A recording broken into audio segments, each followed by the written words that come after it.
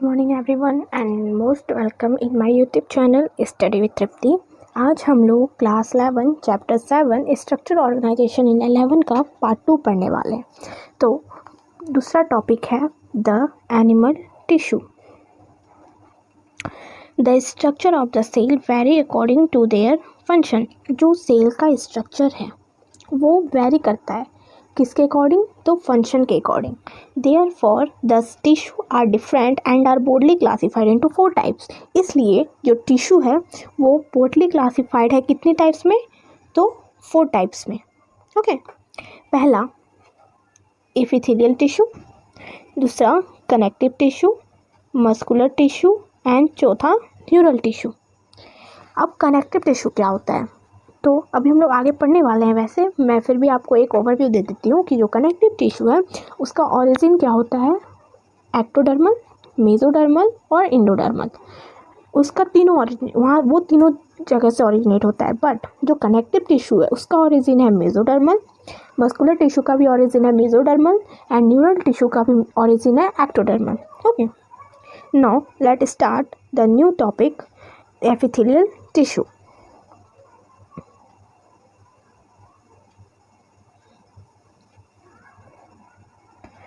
Epithelial tissue, तो हम लोग अब क्या पढ़ने वाले हैं, epithelial tissue. Epithelial tissue we commonly refer to an epithelial tissue as epithelium. Plural में बोलते हैं इसको एपिथेलिया। हम लोग कॉमनली रेफर करते हैं एपिथेलियल टिश्यू है एपिथेलियम। एक एपिथेलियल टिश्यू क्या है, एपिथेलियम है, और उसके प्लूरल नाम उसका क्या हो गया, एपिथेलिया। एपी का मतलब होता है अपॉन और थेलिया का मतलब होता है ग्रोथ, लेयर या कवरिंग। मतलब जो एपिथेलियल टिश्यू है ना वो किसी के ऊपर ग्रोथ करता है। मतलब कोई टिश्यू होगा आपके साथ है तो टिश्यू के ऊपर ग्रोथ करने वाले को हम क्या बोलते हैं, epithelial tissue. This tissue has a free surface. इस टिश्यू के पास क्या रहता है, फ्री सरफेस रहता है, which faces either a body fluid or the outside environment and thus provide a covering or a lining for a some part of the body. ये क्या करता है, इसका फंक्शन देखो। पहला तो ये कि which faces either a body fluid, ये बॉडी फ्लूइड की तरफ फेस करके रखता है, एंड आउटसाइड एनवायरनमेंट और आउटसाइड बाहर की तरफ रहता है, एंड दस प्रोवाइड कवरिंग, ये क्या प्रोवाइड करता है, covering and lining of the some part of body. Okay, ये प्रोवाइड करता है कवरिंग और लाइनिंग कुछ पार्ट ऑफ बॉडी के। The cell are compactly packed with a little intercellular matrix. ये जो सेल होता है ना ये कॉम्पैक्टली पैक्ड रहता है किससे, तो छोटे छोटे इंटरसेलुलर मैट्रिक्स से। जो अंडरलाइन कर रही हूँ it is most important for NEET. And there are 2 types of epithelial tissue, पहला सिंपल एपिथेलिया एंड दूसरा कंपाउंड एपिथेलियम। सिंपल एपिथेलियम क्या है, simple epithelium is composed of a single layer of cell and function has a lining of body cavity, ducts and tube.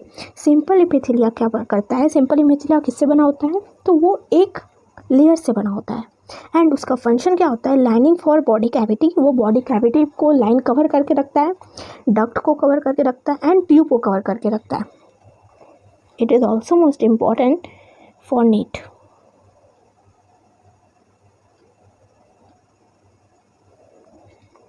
And the compound epithelium consists of 2 or more cell layer and has protective function as it does in our skin।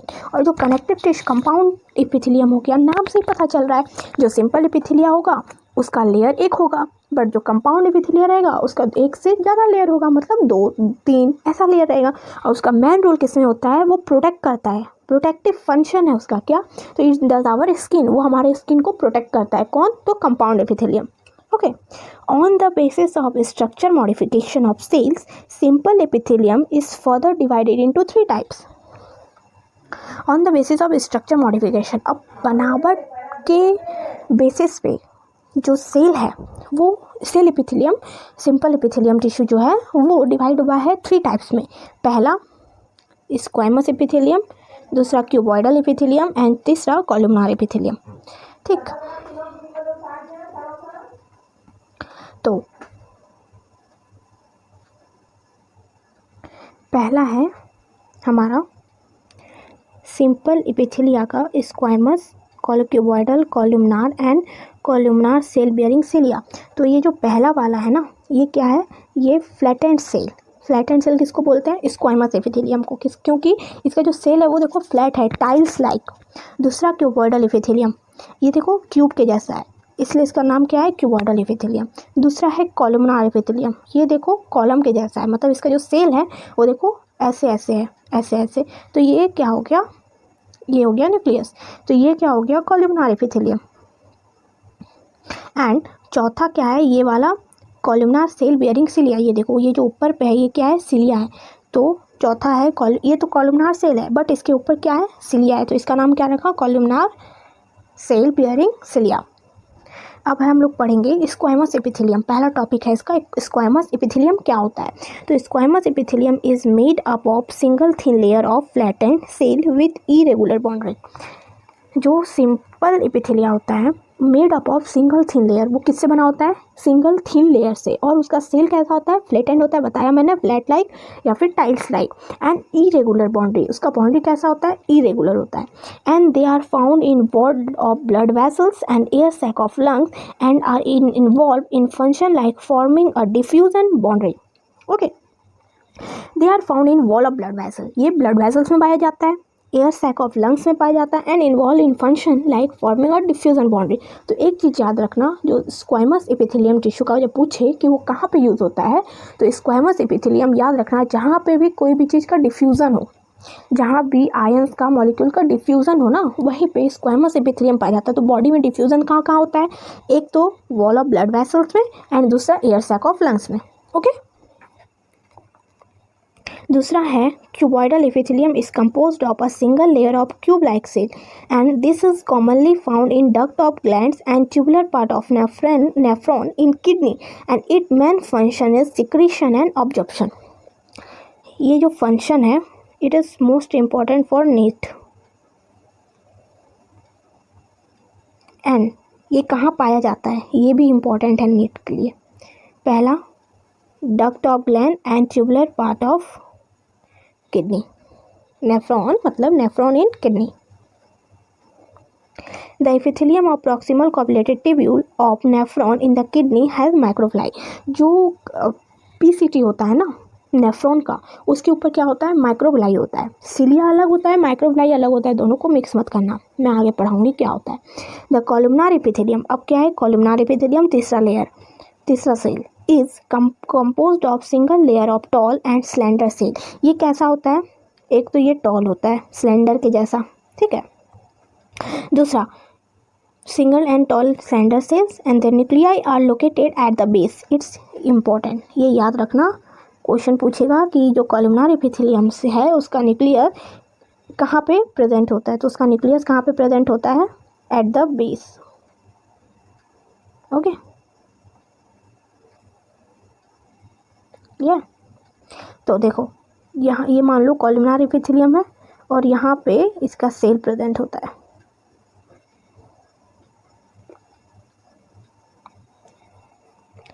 And free surface में है microvilli, they are found in the lining of stomach and intestine and help in secretion and absorption. इसका भी काम secretion absorption में होता है। और ये कहाँ पे प्रेजेंट होता है, तो lining of stomach and intestine. अब स्टोमक में ये क्यों प्रेजेंट होता है, मान लो स्टोमक में HCl होता है, वो क्या करेगा, हार्म कर सकता है इंटरनल ऑर्गन को, मतलब स्टोमक के अंदर के पार्ट को, तो इसलिए वहाँ पे क्या रहता है, कॉलमनार एपिथेलियम रहता है जो प्रोटेक्ट करता है HCl से किसको, स्टोमक को। Okay, if the columnar or cuboidal cell bear cilia on their free surface, they are called ciliated epithelium। अगर कॉल्यूमनार और क्यूबॉइडल एपिथेलियम के पास क्या होगा, सिलिया होगा, इसको क्या कहते हैं, सिलिया। तो अगर यही सिलिया किसके किसके पास प्रेजेंट रहेगा, अगर क्यूबॉइडल और कॉल्यूमनार के पास प्रेजेंट रहेगा तो हम उसको क्या बोलते हैं, सिलिएटेड एपिथेलियम।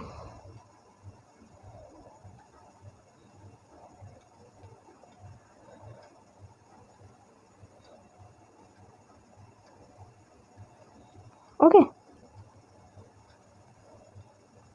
नाउ देखो आगे, their function is to move particles or mucus in a specific direction over the epithelium. और पूछेगा कि सिलिया का काम, अभी मैंने बोला था रुकने, मैं बताऊंगी आगे। तो सिलिया का काम देखो सिलिया का फंक्शन क्या होता है, their function is to move particles or mucus in a specific direction over a epithelia.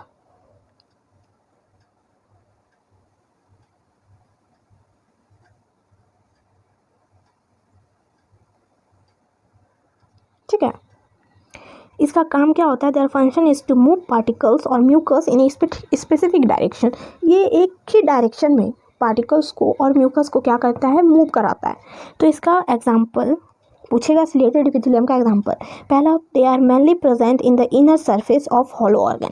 ये कहाँ पे प्रेजेंट होता है, तो इनर सरफेस पे हॉलो ऑर्गन में। पहला, bronchioles and fallopian tube. Fallopian tube में ऐसे देखो कि जो एग होता है तो वो फैलोपियन ट्यूब में जो जाएगा तो इसको एक पार्टिकुलर डायरेक्शन चाहिए ना कि वो एग को कहाँ जाना है, तो वो कौन प्रोवाइड करता है, वो सिलिया प्रोवाइड करता है। ओके,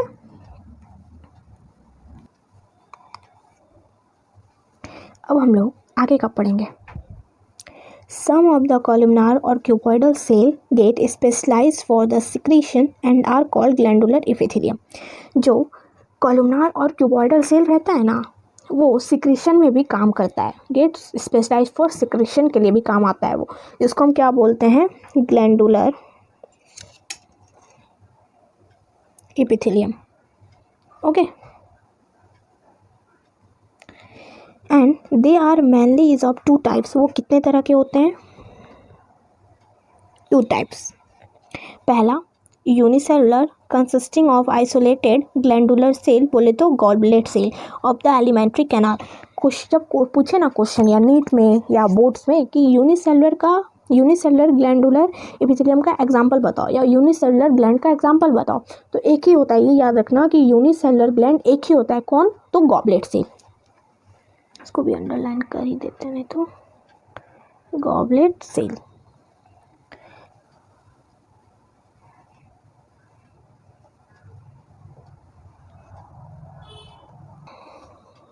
देखो आगे, and a multi cellular consisting of a cluster of cell salivary gland. और जो मल्टी सेलुलर होता है ना, वो उसका बहुत सारा एग्जाम्पल होता है। पहला example salivary gland. On the basis of a mode of pouring of their secretion, glands are divided into two categories. On the basis of mode of pouring of this secretion, mode of pouring of their secretion मतलब pouring के basis पे glands को दो category में divide किया गया है। पहला तो एक्सोक्राइन, दूसरा इंडोक्राइन। एक्सोक्राइन क्या होता है, exocrine gland secrete mucus, saliva, earwax and oil, milk, digestive enzymes and other sales product। जो एक्सोक्राइन ग्लैंड होता है वो क्या सिक्रीट करता है, mucus. Exocrine gland secrete mucus, saliva, earwax, oil, milk, digestive enzymes and other cell product. Okay, लेकिन ये याद रखना कि दिस प्रोडक्ट, ये सब जो प्रोडक्ट है ना, वो कहाँ से रिलीज होते हैं, तो ये सारे प्रोडक्ट्स डक्ट से रिलीज होते हैं। ठीक है, इनके पास क्या होता है, एक्सोक्राइन के पास क्या होता है, डक्ट होता है। तो एक्सोक्राइन का एग्जांपल पता चल गया, कौन कौन सा हो गया, mucus, saliva, earwax, oil, digestive enzymes और अदर कुछ सेल के प्रोडक्ट्स। और ये एक्सोक्राइन के पास क्या होता है, डक्ट होता है। ठीक, and in contrast endocrine do not have a duct. Question आ जाएगा मैच द फॉलोइंग में, ये नीट के, कि एक्सोक्राइन और इंडोक्राइन दे देगा, पूछेगा कि किसके पास डक्ट होता है और किसके पास डक्ट नहीं होता है, फिल इन द ब्लैंक में। तो एक्सोक्राइन के पास क्या होता है, डक्ट होता है, बट जो इंडोक्राइन है उसके पास क्या होता है, डू नॉट हैव डक्ट, उनके पास डक्ट नहीं होता। And their product called hormone, और उनके जो प्रोडक्ट्स होते हैं वो क्या होते हैं, hormones. And are secreted directly into the fluid bathing the gland, और वो डायरेक्टली क्या करते हैं, बात करते हैं फ्लूइड्स में ही रहते हैं वो, उनके साथ फ्लूइड्स साथ में रहते हैं, वो और फ्लूइड्स। एंड अब आया new topic, compound epithelium. Compound epithelium is made up of more than one layer of multi-layered of cell and thus has a limited role in secretion and absorption। मैंने आपको पहले भी बताया कि इसका जो देखो रोल तो सिंपल एपिथेलियम का भी वही था और कंपाउंड का भी वही है, लेकिन जो कंपाउंड एपिथेलियम है उसका मेन रोल कहाँ होगा, देखो यहाँ पे लिखा हुआ भी है कि there main role is to provide protection against chemical and mechanical stresses.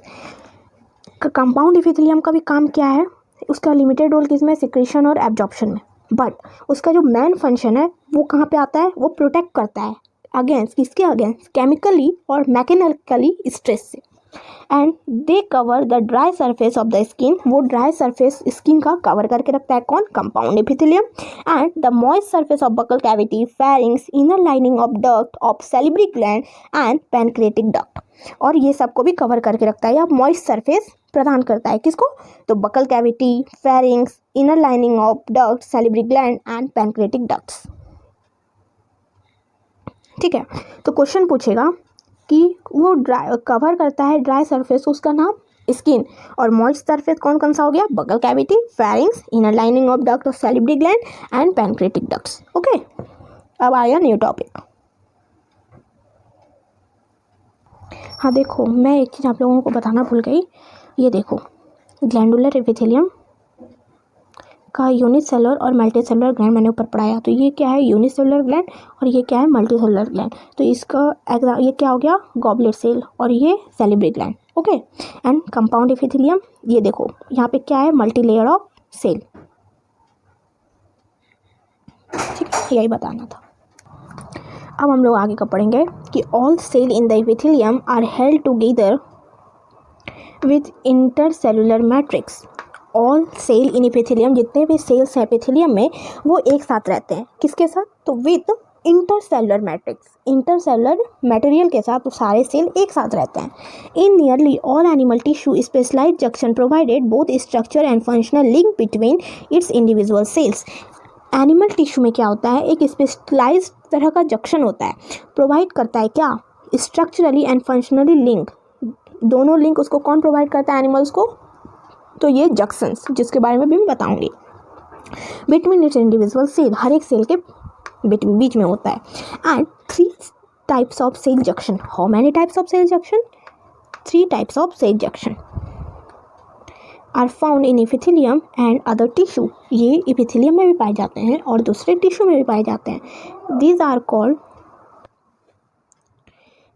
are called as a tight adhering and gap junction। 3 तरह के जंक्शन होते हैं, पहला टाइट जंक्शन, दूसरा एडरिंग जंक्शन एंड तीसरा गैप जंक्शन। ओके, पहला जंक्शन क्या है हमारा, टाइट जंक्शन।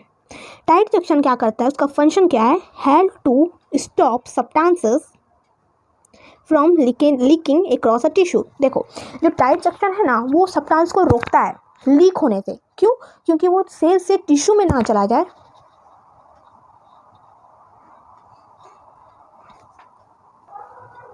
ओके, तो एडरिंग, ये टाइट जंक्शन जो हो गया, वो सब्सटेंस को रोकता है, वो लीक ना करे टिश्यू से। अब दूसरा है हमारा adhering junction. Adhering junction perform cementing to keep neighbouring cells together. अब सीमेंटिंग का काम कर रहा है, हम लोग देखते हैं जैसे हमारा जो घर बनता है, तो ईटा और ईट के बीच में क्या लगाते हैं, सीमेंट, क्योंकि जो ईट जो है वो जो एक साथ जुड़े रहे। तो उसी तरह एनिमल टिश्यू में भी एक जंक्शन होता है, सीमेंट का काम करता है, उसका नाम है एडरिंग जंक्शन। वो क्या करता है, वो सीमेंटिंग प्रोवाइड करता है, कीप नाइबरिंग सेल्स टुगेदर, जो आस पड़ोस के सेल हैं वो एक साथ रह सके। ठीक है, एंड तीसरा गैप जंक्शन। गैप जंक्शन क्या होता है, facilitate the cells to communicate with each other by connecting the cytoplasm of adjoining cells and for rapid transfers of ion, small molecules and sometime big molecules. Okay, तो जो gap junction है ये क्या करता है ना, ये कम्युनिकेट करता है एक दूसरे से, एक सेल दूसरे सेल से कम्युनिकेट करता है। कैसे, तो गैप जंक्शन के कारण ही ये जो गैप जंक्शन है वो एक सेल से दूसरे सेल आयन भेज सकता है, मॉलिक्यूल वो भेज सकता है, चाहे वो छोटा हो चाहे वो बड़ा हो। आज के लिए इतना ही, सो थैंक यू।